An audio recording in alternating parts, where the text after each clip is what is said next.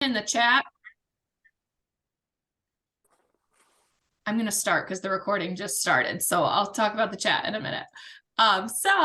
Hello and welcome to our session today on engaging AAC intervention for school-aged individuals.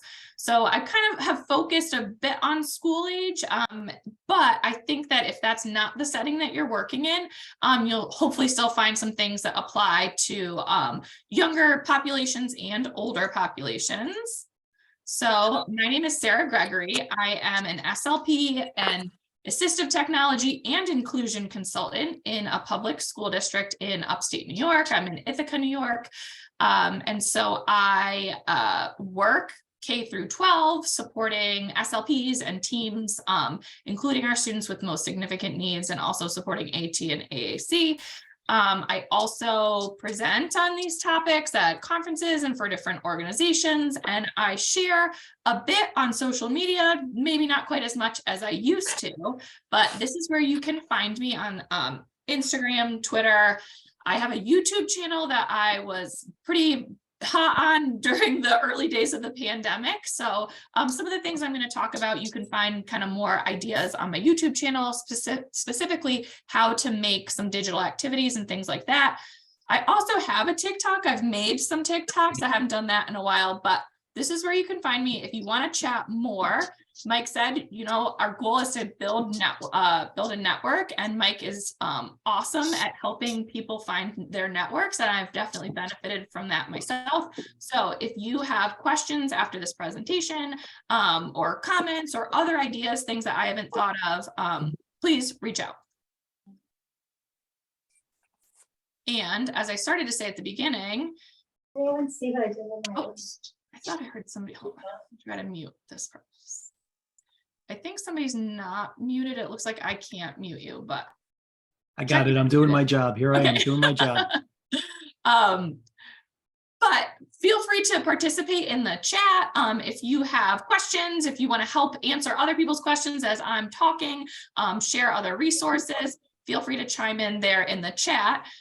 This is where you can find the slides. There are some links in the slides to some of like the digital activities that I'm sharing. So you can get the slides at this bit.ly link, engaging AAC.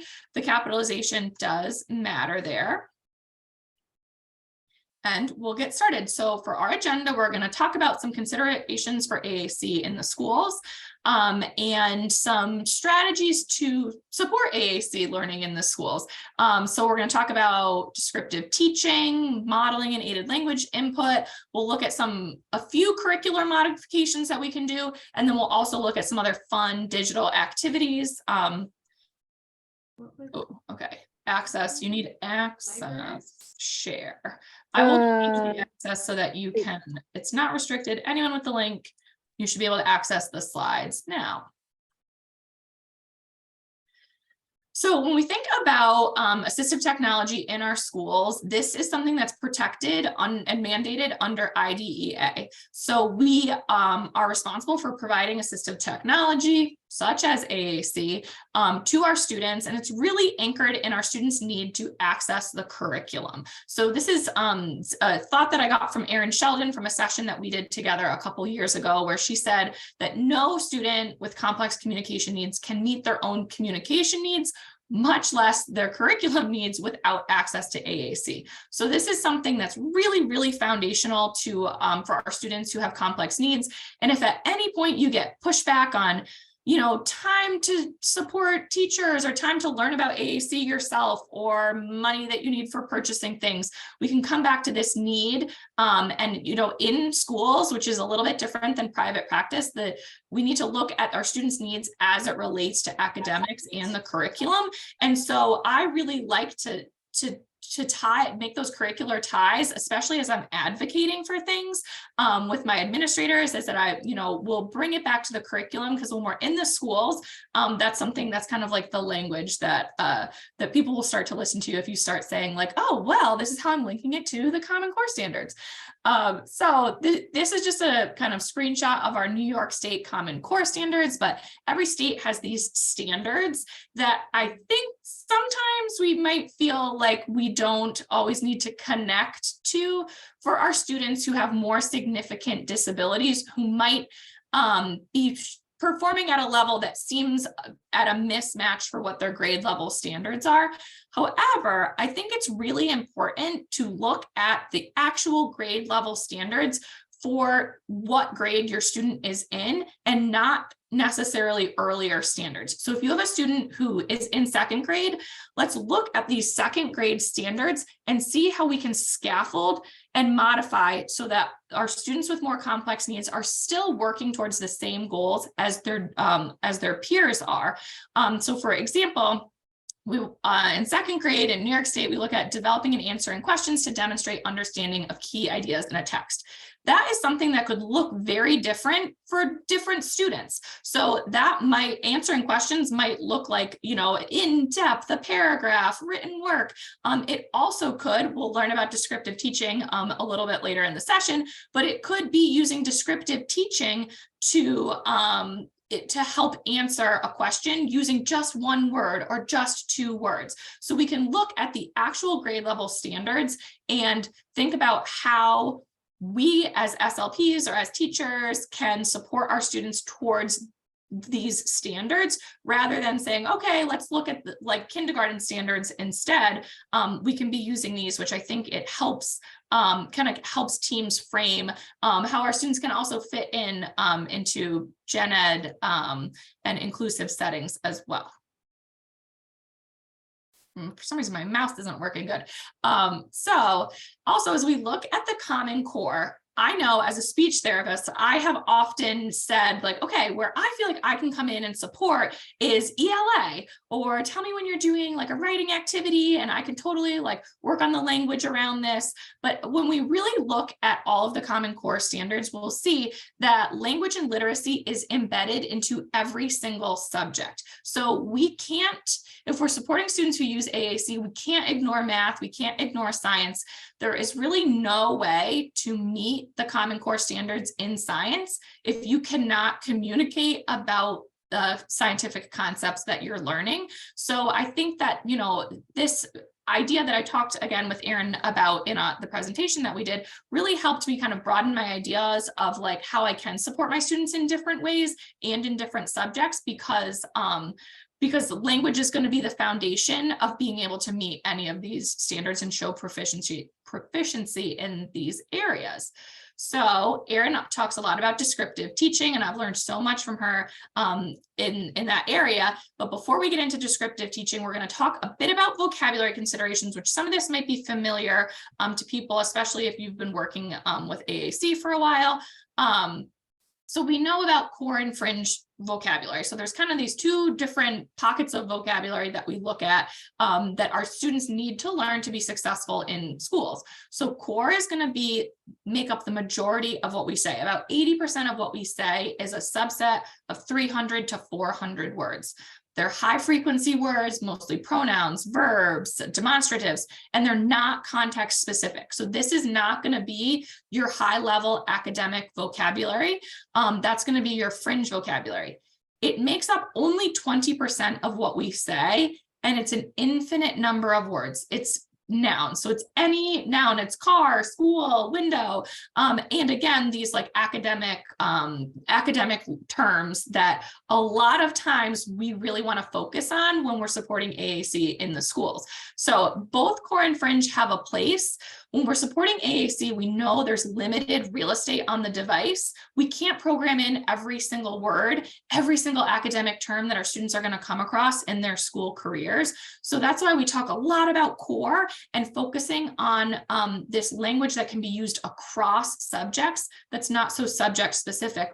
But I cannot tell you how many times I have come in to support a lesson and a teacher will say, okay, well, we're learning about volcanoes today, so can you program in lava and rocks and all these different terms so that the student can participate? We don't actually have to do that. Not to say that there's never a time and a place to program in specific academic terms, but we can use descriptive teaching and avoid some of that work and avoid cluttering up our AAC systems. So I'm sure a lot of you, again, are familiar with the tiers of vocabulary, where tier 1, this is the biggest tier. These are the words that we use the most often. This is where our core words are going to fall. This is where we want to do a lot of our modeling. Then tier 2 is academic vocabulary, but it's not very specific academic terms. It's terms that can be used across different subjects. So maybe like describe, define, analyze. So this is a nice place to focus instruction if you have a student who's really solid in core vocabulary. And then tier 3 is going to be the really specific academic vocabulary like lava that probably isn't going to be used across different subjects. And so this is where I've kind of gotten, had some pushback from parents specifically, where we say we're focusing on tier 1, we're going to teach and model core. And they say, well, I want my child to understand what lava is. I want them to understand what a volcano is. And I feel like you're giving different expectations for my child versus the rest of the class. So I try to be really clear that we're not saying our students don't need to understand what a volcano is.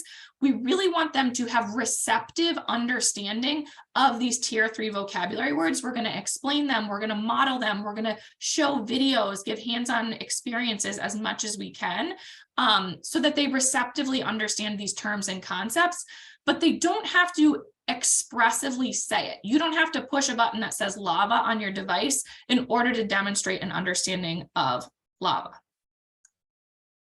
So this is where we get to the descriptive teaching model. So if you put in the chat if this is if descriptive teaching is familiar to you, or if this is something that's new to you, something that you've used before.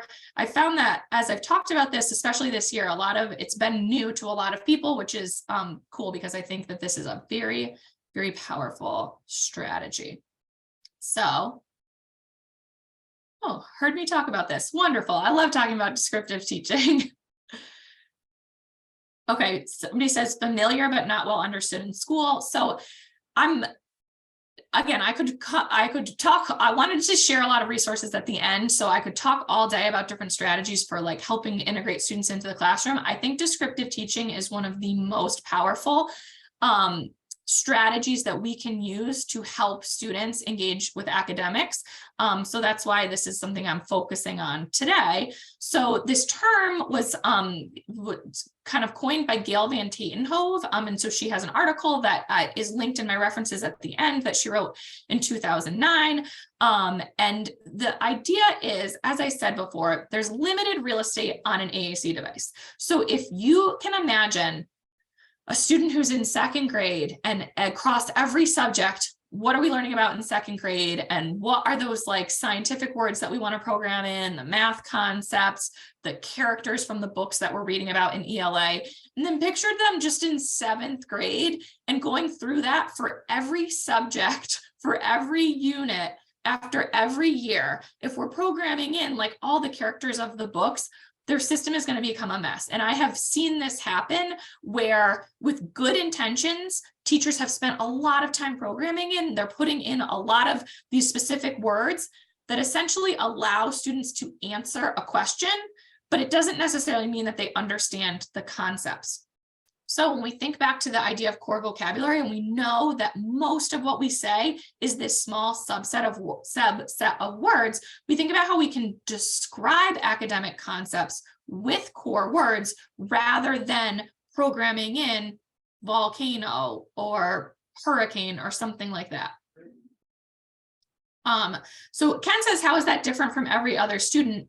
And it's not different. It's not. So I think descriptive teaching is a strategy that is wonderful to use universally with all students, because this really is what most of our students do. And I'll show you, there's a chart in a couple of slides of kind of the different questions that we can ask students. And I think that when we focus on descriptive teaching and we focus on describing and explaining how things work and talking about what we're learning, we're actually demonstrating a deeper understanding of the concepts. Where it becomes different for AAC users, I think, is that students who are speaking can their expressive and receptive language might match a little bit more closely. So we all have a receptive language ability that's higher than what we're able to express verbally.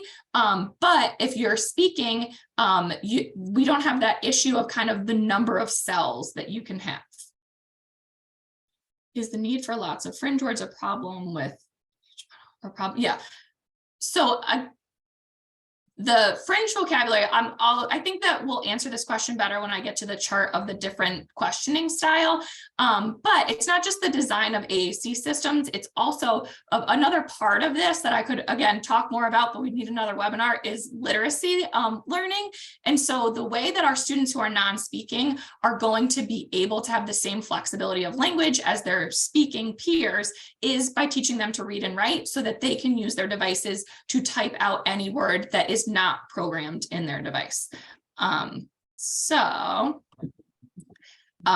yes, literacy is a huge part of this, but that, again, we have an hour, so we're focusing on descriptive teaching first, but keep in mind the fact that you're going to want to focus on literacy and teaching your students to spell.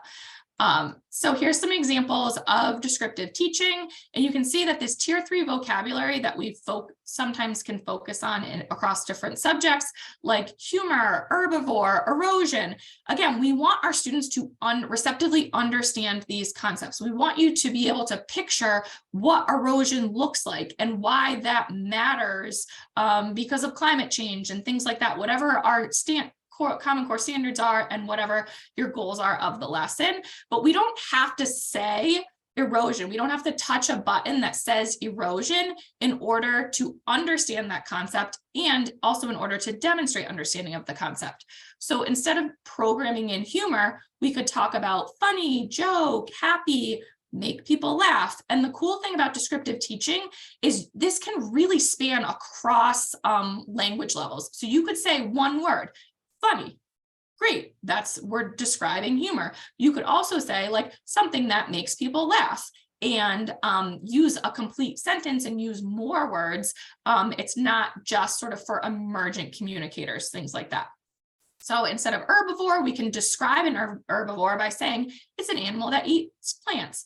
And instead of touching a button that says erosion, we could talk about dirt falls away from wind and water. And if you think about it, being able to say like what causes erosion, we're showing a deep understanding of this concept rather than just giving this one word. So again, when we look at this programming too, if we were going to program in erosion and every word that comes up in our science lesson, it's going to take a lot of time and it's going to take up a lot of space in our student systems. Kim says erosion is the example she uses a lot. That's funny.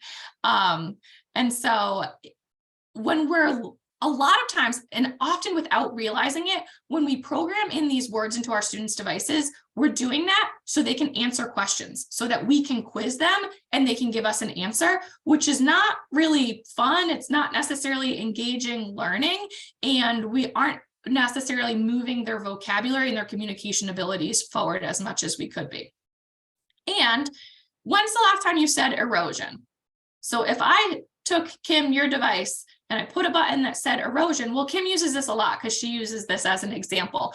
But aside from me doing these webinars and going through these slides, I really don't use that word very often. And so again, I mentioned, I'll do another little sidebar story, but one of my students' parents really wanted these academic vocabulary words programmed into his device, which I hear that and I understand, and I don't want it to look like I have different expectations for the different students in the classroom. But I talked about core language, and the student's dad said, okay, so I actually studied abroad in Germany and I don't know that much German, but like, I don't know how to say erosion in German, but I could describe it to somebody. And I was like, exactly, yes. So, and that's like how a lot of foreign language learning works too, is that you might not know the technical term for everything you need to talk about, but if you can describe it and help someone understand what it is you're looking for, what you need, then you can be a successful communicator. So again, this ties back to our Common Core standards too, of things that we need to do across subjects like describe and define, compare and contrast, question, offer examples, comment, discuss. These are things that we can teach our students to do rather than just quizzing them with the expectation of being a single word answer that they might never say again. So here's the chart that I was talking about. And this is something I see in a lot of classrooms that don't necessarily have students using AAC in them, is that we have these referential style questions and then also descriptive style questions. So this chart comes from that article that I talked about that Gail Van Tatenhove wrote. And my dad was an 8th grade science teacher, and we actually did a webinar together for Mike for something else, but we talked a bit about descriptive teaching because he used inquiry style teaching in his science classroom. And I, as an SLP who supports AAC, was diving into descriptive teaching, and we just started chatting one day and we were like, these two theories or kind of practices are really aligned and really, really go well together. And he said that like a lot of his colleagues would give tests, and I'm sure we've all experienced these tests, that are referential. So name 3 states of matter: solid, liquid, gas. And then he said when he was doing tests like this, he found that students would leave and it's like memorize and then forget, right? So like I can memorize solid, liquid, gas for a test, and then I'm going to forget about it. Personally, I cannot tell you how many times I've done that for exams. But when we're using descriptive style teaching and descriptive style questioning, we're asking describe something when it's a solid, and then the answer might be it keeps shape. It's hard all the way through. That answer is demonstrating a higher level of understanding than just being able to give out 3 vocabulary words. And the person giving that descriptive style answer, it probably has a better understanding of the concepts. So I will say, I see referential style questions in classrooms all the time. And I do think that our classrooms would be better to kind of shift towards the practice of descriptive style questions, because it's not just for our students who are emergent learners. It really is. And the student that needs the least amount of supports in the class can answer a descriptive style question and show their individual level of understanding. So sorry, I feel like I'm missing some comments in the chat. It's going too fast, but I'm glad we're all talking. Okay, I'll get to the chat because we have a Slido here. I'm hoping it's going to work. So some examples of descriptive teaching. This is one that I think Gail Van Tatenhove uses a lot of, like, instead of saying banana, we could say curved yellow fruit. If I said that to you, you'd probably come up with banana, right? And instead of saying metamorphosis, what can we talk about? Change. It's in, it comes out. We've talked about the seasons, things like that. And so hurricane, we could program the word hurricane in a device, and you know what, that might be needed for somebody. Again, this has to be individualized. So hurricane might be programmed into somebody's device if they live somewhere that hurricanes happen. Thankfully, I don't. Or if maybe they're really interested in the weather. So if it's a topic that's really important to our students, then give them that language. Use their grid to on their device to put in the language that's really important to them. But if we're just programming in hurricane so I can quiz you and you can answer me, then I think descriptive teaching is a better way. So let's practice. What you have to do is go to slido.com, or you can use your phone, the camera app on your phone, and scan that QR code, and then give me a 1-word answer, but you can do multiple times, but just do 1 word at a time because we're creating a word cloud. Okay, tell me if you have a question on how this works. But we'll just put in 1 word that describes a hurricane, but you can put in multiple 1-word answers. And then I'm going to check in on the chat as we do that.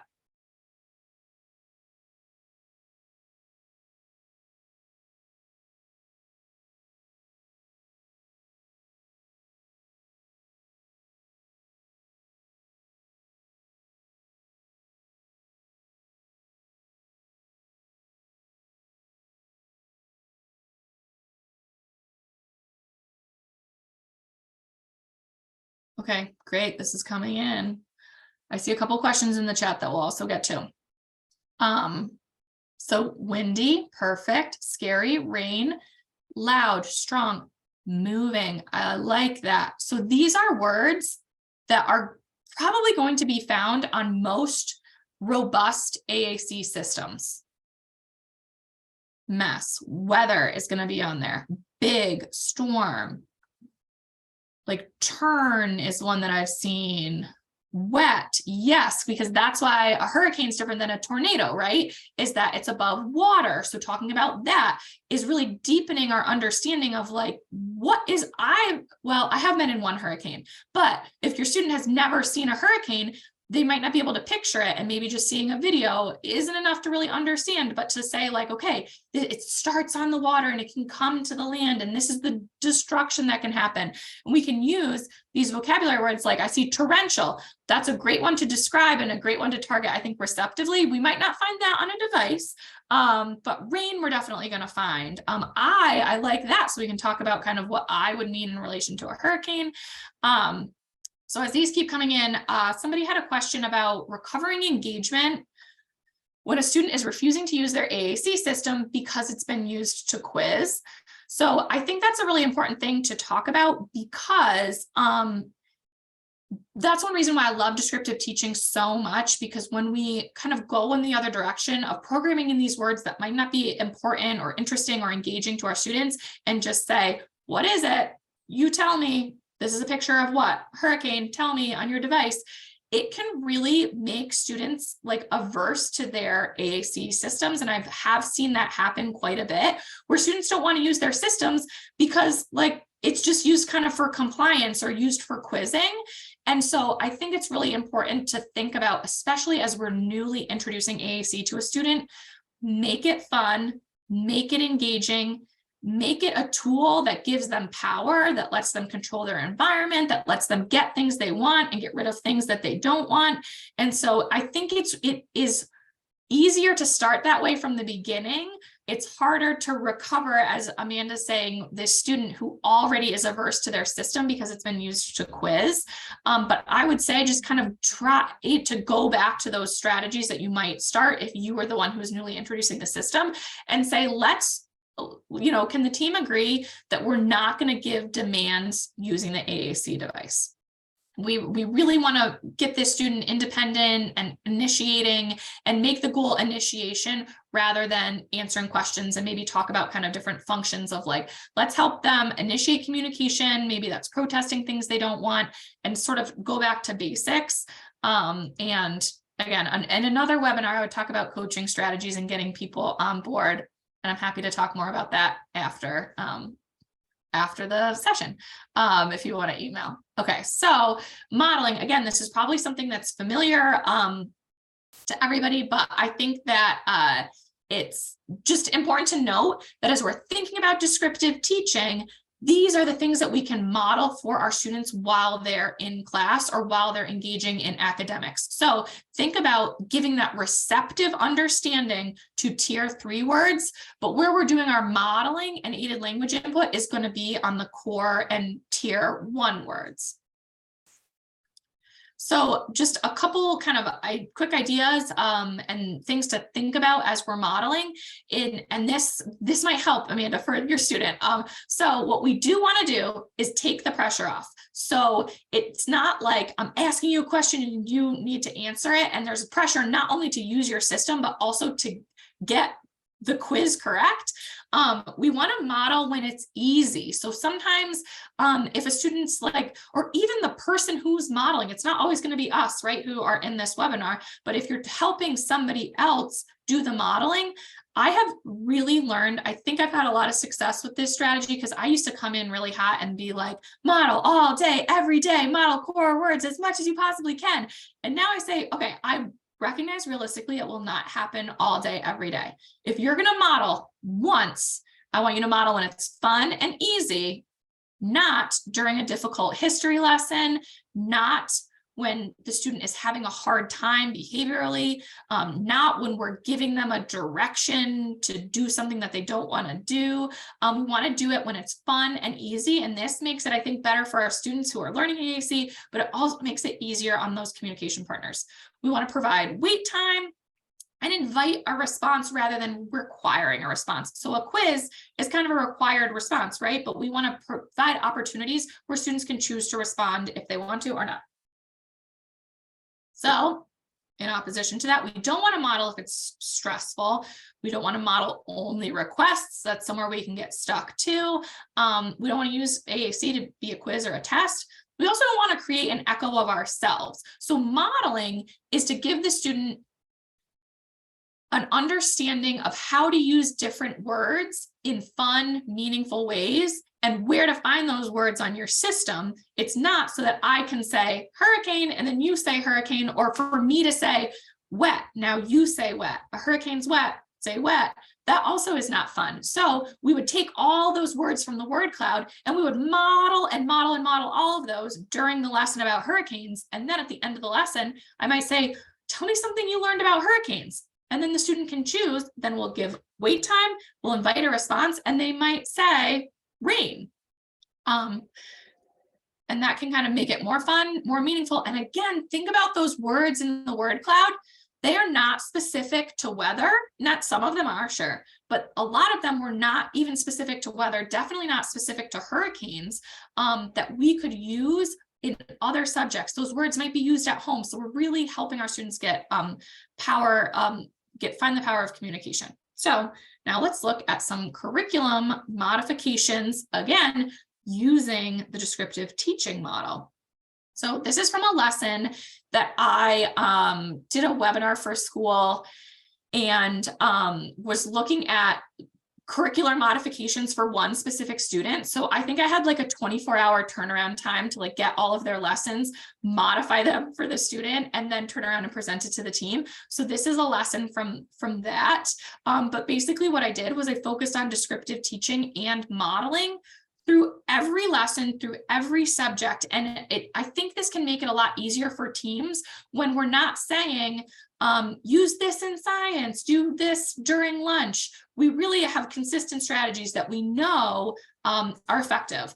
So we know modeling and aided language input is supported by research, and it helps students develop language using symbol-based systems like AAC. And we know that descriptive teaching can help our students participate more and engage more with academics. So one of the lessons was idioms. So this was a fun one. And so here are a couple ones, like, can I pick your brain? You're in hot water. And I looked at this and I was like, well, I don't know, beats me. I don't know how you're going to teach this to the student, but we can, using descriptive teaching, define what different idioms mean. And so we can have this receptive understanding of the idiom. So we're going to talk about it, but then we can say, when somebody says this to you, do you know what that means? So let's think about that. And what core vocabulary words can we use to describe these different idioms? So easy as ABC, what does that mean? Okay, that one's easy. It means easy. You're as cool as a cucumber. Does that have something to do with eating? No, it doesn't. Does it have something to do with being cold? No, it actually means relaxed. Maybe we're going to look at videos of somebody being relaxed, or we'll act out being relaxed. But these are these words that are found on this student's system without us doing any programming. So again, these lessons were created and then they were going to be given the next day or the next week. And so we don't always have time to be programming in lots of vocabulary words. And for this accommodation, nothing had to be programmed in. So read between the lines. It's a hidden meaning. Hidden wasn't on the student's device, but we could put hide. Can I pick your brain? Means that somebody has a question for you. So this is a trick that I learned from my friend Ashley Laracy that has really helped me successfully implement descriptive teaching with my students, is that she looks up the dictionary definition of words. And if you look up the definition of a word, within that definition is basically all the core words you need to provide descriptive modeling of descriptive teaching for your student. So this is something that I honestly did myself. I was like, read between the lines, like, how do you describe that? What does that mean? So I Googled read between the lines, and in the definition, it says discover a meaning that's hidden and implied rather than explicitly stated. So we could say not said. hidden. And that was just right here on my Google dictionary. So, and this is something, again, that you can do with your students. So I really like strategies that do not take a lot of prep time. So it's not like you have to be at home in the evening, like pulling up all these descriptive words. I think that this is something that as I've practiced it, it's been easier for me to come up with core words to describe different concepts. And you can say to your students like, okay, beaver dam. I don't know what words on your device describe a beaver dam. Let's type it into Google and you can probably get some core words to model. So instead of saying that referential question, which is what is this?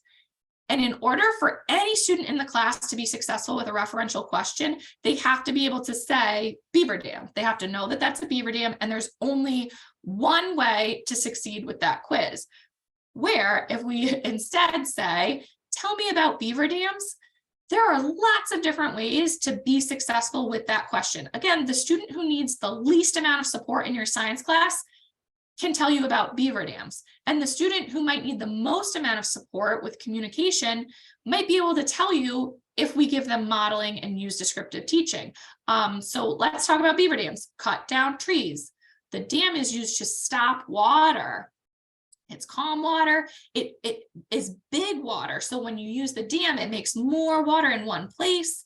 It's a place to swim. It's the beaver's house. So it becomes a house. And it's safe.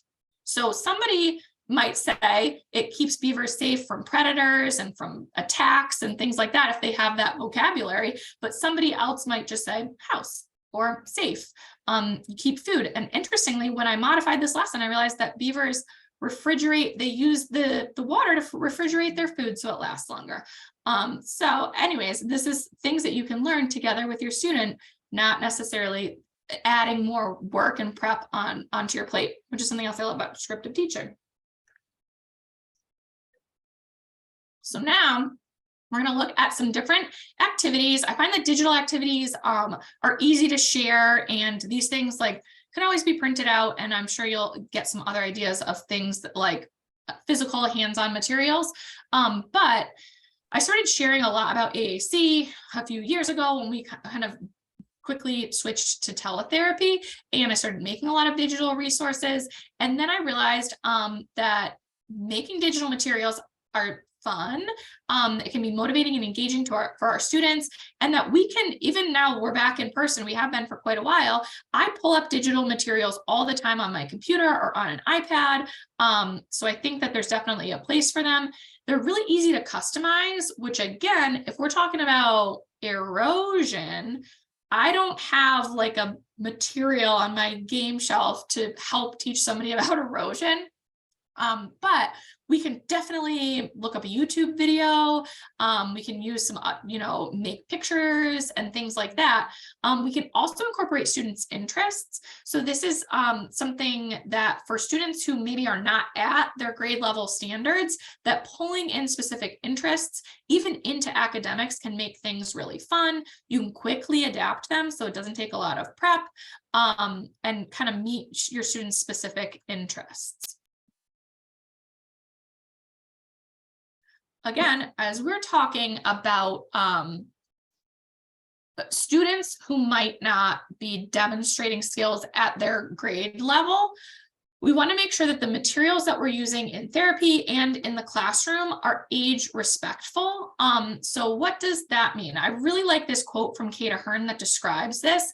And what she says is that age respectful means we offer and teach how to do new activities and use new materials while never judging the student for choosing to return to old activities or materials. So Lauren Enders and I talked about this in a session that we did together too. And I love what Lauren said, that we really, as the adults in our students' lives at school, can help. What students are exposed to shapes their interests. And so we can help expose students to different things that might give them new interests. So we're not saying you can't like Winnie the Pooh or you can't like PJ Masks. We're not making a judgment about what students should be interested in or not interested in. But when we as the adults are creating an activity or we're doing something with the whole class, we want to think about what are the same age peers using and expose students to those things too, because we might find a new interest. And we also might, if we can help students find a new interest, that's something that's shared by their peers, we can also help create different social opportunities too. So somebody says, would this also mean the default providing age appropriate materials, but allowing them to choose younger activities if they choose? Exactly. So we can provide activities, games, and I really like using like whatever's passed out to the whole entire class, like use those academic materials and things like that. But if a student wants to choose a specific game that, again, this is why we say like age respectful, I think is why Kate has used this term rather than age appropriate, because I'm not going to judge what's appropriate for someone to like or not like in terms of their age. So if you want to use that, if you like, I have a student who loves Winnie the Pooh. And so great, we did Winnie the Pooh in a lot of the different activities that we did, but we also pulled in Marvel characters and things like that, which then gained, helped gain a new interest. So I really like this book list that Jane Farrell put together. This is one of her blog posts, and it's picture books for older readers. So I think one reason why, and again, what we're thinking about in age respectful is that sometimes I've seen this happen where if we have a student who's older, but maybe our perception of their cognitive level or their language level is that of similar of a younger learner, we sometimes bring books or materials or activities that are typically used by younger learners.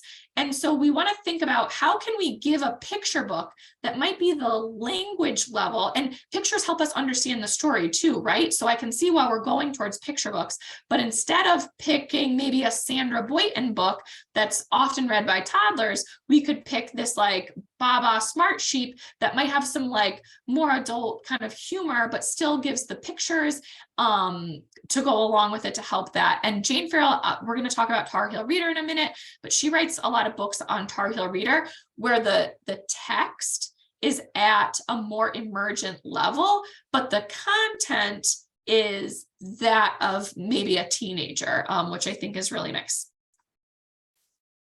So for example, this website, Tar Heel Reader, is a free resource that is out of the Center for Literacy and Disability Studies at UNC Chapel Hill. I hope I'm getting that all right. And it is open source. Anybody can write books, but you can also search the books that other people have written. And there's some really great stuff on here. Again, at that we can find things that are at an emergent language or literacy level that have this more like adults or older kind of humor or content. This is my favorite book on Tar Heel Reader. Again, my friend Ashley Laracy sent me this, and it cracks me up. My students love it. So here's a link to this book, Oh Ship. We'll dive in. So first page, deep ship, hot ship. So this is the whole book. Do you get where we're going? So kids think that's hilarious. And you can see that it has this repetitive pattern. So ship is in every page. And we could be modeling these words on a device too. And it's super funny for adults and kids. So here's a hot tip for Tar Heel Reader. This you can search by topic. So you could search Spider-Man, you could probably search erosion, and there might be a book on erosion, but you can also search by author. And so read a book is David Koppenhaver, who's one of the authors of Comprehensive Literacy for All. And so he has some really funny, great books on here that he's written, but you have to make it say any rating. Because again, these are for older learners. So make sure this drop down says any rating and not the default is something else. So that's how you get to his books. Again, this link will take you to that search. Jane Farrell is another popular author on Tar Heel Reader. And so she, again, writes a lot of books that have this more emergent language level and more adult or older kind of student content. So you can search for Jane Farrell and get lots of different books that she's also written. And again, this is free. So this is a fun, great resource. And also, if I'm in, not even looking necessarily at academics, but just sort of working with a student in a speech session, I don't plan. I really don't plan a lot. So I'll just say, what do you want to talk about? What do you want to learn about? Or I'll search Jane Farrell and say, scroll the books and pick the one that you want to read. So we can do less planning and give more student choice. Now, again, in looking at creating digital resources, one of my favorite tools that I found a few years ago is Remove BG. So what it does is you can take any image and remove the background from it. And so when I'm making something in Google Slides or in Canva, and I'm layering like a background and a Star Wars character and maybe a picture of my actual student, removing the background just kind of makes that look a lot cleaner. So this is one tool. And again, stuff like this can make academics more fun. If we're talking about erosion, or if we're talking about a hurricane and I put a picture of you and your favorite character in the hurricane and then say like, if you were in this hurricane, what would happen to you? And then we could use some of those words that we put in our word cloud. Wet. Yes, you would get wet. Turn. Yeah, you'd be turning around maybe in the hurricane. Yes, Amanda says Canva can remove backgrounds too. You're one step ahead of me. So this in Remove BG, I was like downloading images and uploading them, but you don't have to. You can just copy paste. And if you want to learn more about this or this fun tool, I forgot about this, Unscreen removes images from videos and you can use it to make GIFs of yourself and your student. So this is one of my older YouTube videos that you can use to do that. Or if like me and Amanda, you love Canva, you can also do this in Canva. So, okay, this is later on in our session. Oh my gosh, I got to start hurrying. But educators, anybody who works in education can get the professional version of Canva for free if you sign up with like your .edu email. And then you can get access to this background remover. So you just would find a picture in Canva. You could also search on the web and paste something in. You could put a picture of your student in here and you just go to edit image, background remover, remove the background, and then you can create some fun different pictures to talk about some of these academic concepts, because I think visuals always help, right? Why is my mouse not working? You can also do this using your phone. So my friend Leslie DeShera shared this video of how to use just like the camera app on your phone and go into your pictures. And she made a reel. So this, if you click on this, it'll link to her reel and her video that shows you how to remove the background from an image just right on your iPhone or your iPad, which is super fun too. So removing the background lets us create fun Google Slides activities in Canva. And I'll just show you a little example of this. I have to take this out of present, that this is like a hide and go seek activity that I have linked at the end if you want to make a copy of it and put like pictures of your student in it. So if I have my one student who loves Winnie the Pooh also loves Star Wars. So we would like combine those characters a lot. I put Grogu in here, and then all you do is right click and then order, send to back, and he's hiding. So, oh, somebody unmuted, I think. So anyways, just a fun. Oh, shoots. Does anybody else always do this? I always push share instead of slideshow. All right, we're gonna keep it moving. Canva. So here's our information. This picture, this link will take you to, I think, the page where you can sign up for the pro version of Canva.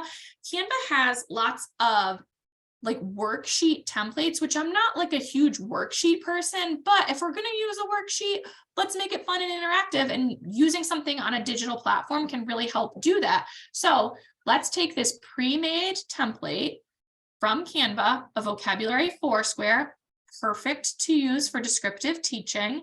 And you can use these tools in Canva. Again, this could be a full hour on Canva, but there's graphics, photos, videos, audio, there's different fonts. So you could print this out and have it be a pen and paper activity, or I can have my students say a word on their device and I can type it in, they can type it in. So our word is lonely. And so let's write the definition. I use descriptive teaching to come up with these terms: sad, no friends, draw a picture. Some of my students who have limited motor skills might not be able to draw a picture of lonely. So let's type in lonely and see what comes up. Oh, who do you like? Should we just do the sad face? Should we do this person on the bench? So it can just be sort of a tool to make things fun and interactive. This is an activity that I made, I think last year with my high school students. That somebody, I'm trying to remember who, I got this activity from an SLP on Instagram, made like a winter would you rather. And so we did a would you rather around the students in my group's specific interests, which was super fun. So they came up with the would you rathers. Some of them needed no support to come up with a funny would you rather. Some of them needed a scaffold. So like one of them is like this one is like, would you rather eat a burger or eat steak? So to scaffold it, I gave my students like, okay, what do you want to talk about? Food. And then, I opened up the food page on his device and he picked 2 foods, and those were the ones that went in there. Bye, Rachel. Leaving. Thanks for coming. So one of my students in this specific group was very interested in dog poop and cat poop. And so that is a theme of this, which is one reason why I like digital resources, because you can come up with things like that, where I could not find anything fun for him at Target on that subject. Okay, I guess I didn't need to rush as much as we're talking about peers too. So this bit.ly link, and if you click this image, it will take you to a Wakelet where I have just a bunch of digital materials that I've made. If you click it, it'll force a copy on your end so that you can edit it and do whatever you want to it, and it won't like mess up my template. So you can see like there's a hide and go seek one. This music choice board is a Google slide that I think I have a YouTube video if you want to learn more about how to use it. That you can delete my videos and insert you can use it as a template and put in, like, say you're learning about weather, you could put in like an erosion video, a tornado video, a hurricane video, and students could go through and click and like use that if you want. So we're going to talk about peers very quickly, and then we're going to wrap up and hopefully have a little time for questions.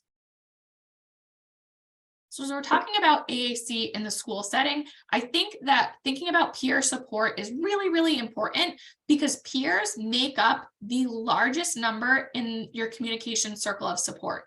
So I could spend hours and hours and hours training all of the one-to-one aides in my district, but one-to-one aides are with students all day. That's really important, but that's only one person who's interacting with our students. Where if our peers get more comfortable using AAC and more familiar with it, that is really going to open up communication opportunities for our students. And we can do this during academics, which can be really fun. So when we think about what true inclusion is, it's really dependent on development of meaningful and reciprocal relationships. So we want to think about not a one-sided relationship, not you help him, but really we're working together, we're collaborative, and our friendships are two-sided. They benefit both of us. And so this is something that if you are working with students and working with peers, read this article. It's pretty short. It's called Hellbent on Helping, and it's written by Emma Vanderclift and Norman Kunk, and they talk about how sometimes we can be so hell-bent on helping. We want to help, our peers want to help, our one-to-one aides want to help, but sometimes that can be at the detriment of creating these true, authentic friendships. So here's another kind of longer quote from them, but they say that this overemphasis on the helper-helpee relationship can easily eschew the delicate balance of giving and receiving that is the precursor to true friendship. It's critical then to regularly and carefully examine the nature of the interaction we facilitate and the attitudes that inform it. So as the adults, as the helping adults, who are facilitating interactions between peers, we really need to think about it as this delicate balance, and we need to constantly be re-examining it, because I could have one interaction where two students like, oh, this is perfect, this is the give and take, this is authentic friendship, and then the next day somebody be saying like, well, I'm going to help you learn how to do this, or I'm sure you can think of the students that kind of take on that like mothering role in a classroom, and we just want to be careful that doesn't kind of overtake the ability to create an authentic friendship. So I really recommend that article. And also, this is something I got from Erin Sheldon, of just like to think critically about the language we use to describe things and to describe what's happening and what we're doing. That a lot of times we say like peer models, like, okay, we have and I used to say that we have a peer modeling program, and like our other students in the classroom get AAC devices and they model, where Erin uses the term peer support, because she felt like that kind of helps sort of frame better what this balance is that we're working towards. And involving peers is something that's supported by research, that we found that peers can significantly increase a classroom's capacity to support and include students with complex communication needs, which is awesome. And so again, this could be another talk, but I do not do a lot to facilitate peers supporting AAC. What I do is I advocate for an additional device that I can use to give the peers. And once they get their hands on the device, and once they learn how to find words, and that they touch a button and it says a word, and that's used to communicate, it helps so much with just understanding, oh, he's using this to tell me something. I can't tell you how just how eye-opening it's been to give the other students a device, not even really explain to them what it is, and they really quickly become better communication partners because they understand what it looks like from the other side. So, okay, I forgot I had this slide in here. So again, we're just giving access to AAC device. If you can introduce it within existing classroom routines, that's great. Make it a natural part of the classroom, maybe during circle time, or during like an exit ticket could be a descriptive question. Okay, before you leave, I want everybody to describe beaver dams, and you can use your word, you can use your mouth to do that, or I'm passing around an AAC device, and can anybody find a word on this device that might describe beaver dams? And then everybody's doing the same thing, and makes it fun. And also, don't shy away from conversations about the communication device. If somebody says like, why can't I touch his, or what is he using it for? Encourage students to ask questions and to feel safe and comfortable talking about the different ways we can communicate, or disabilities. Why does that student have to use a device? We can answer honestly about the nature of disability, and why some students use their mouth to talk and why some students use AAC to talk. So I threw a lot out there. We have 3 minutes left, but my one takeaway is you have these slides, you have the slide deck, you have a bunch of links to my YouTube videos, you have some different resources. Don't try to do it all. Pick something. If you want to dive into descriptive teaching and you don't know how to use Canva and you don't want to learn that, great. If you are not ready to dive into descriptive teaching, but you want to think more critically about core vocabulary, then start there. You don't have to do everything. Start with something that you're kind of comfortable with, and then from there build on to the next thing, because that's how I'm still doing it, is one thing at a time. We might have a couple minutes for questions. So if you have a question, go ahead and put it into the chat. Otherwise, if you don't have time to get your question answered, or I'm sorry, I know there's some questions that came through that I did not answer, please feel free to like message me on Instagram. I'm pretty good about getting back to messages on there, or to email if you want to chat more about any of this. And I know a lot of you have different expertise than I do, and I would love to learn from you too. If there's anything that you're like, oh, this is how I've used descriptive teaching or used Canva or anything like that. So thank you, everyone. Thank you. Thanks, Sarah. We do have a couple minutes if anybody wants to jump in and ask. I saw one question before the thank yous. Okay, reshared the slides. Thank you. I think we did that. Suggestions for how this social aspect could be captured in IEP goals. So if you're looking at, a lot of times I put things in IEP goals that I want to make sure other people follow through with. So if you notice that the student doesn't have a lot of opportunities to interact with peers, then you could write that into the goal and say, we'll comment on academic activities with peers and adults or something like that. So in order to meet the goal, we have to be involving peers. I also have written into IEPs an additional iPad so that the iPad is attached to the student. So as they move through the grades, that additional iPad goes to their second grade class, their third grade class, and that their new peers in that classroom can use it.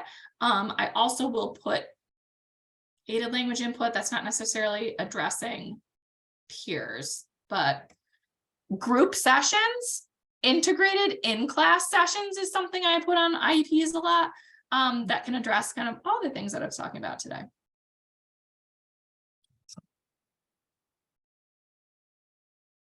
Excellent.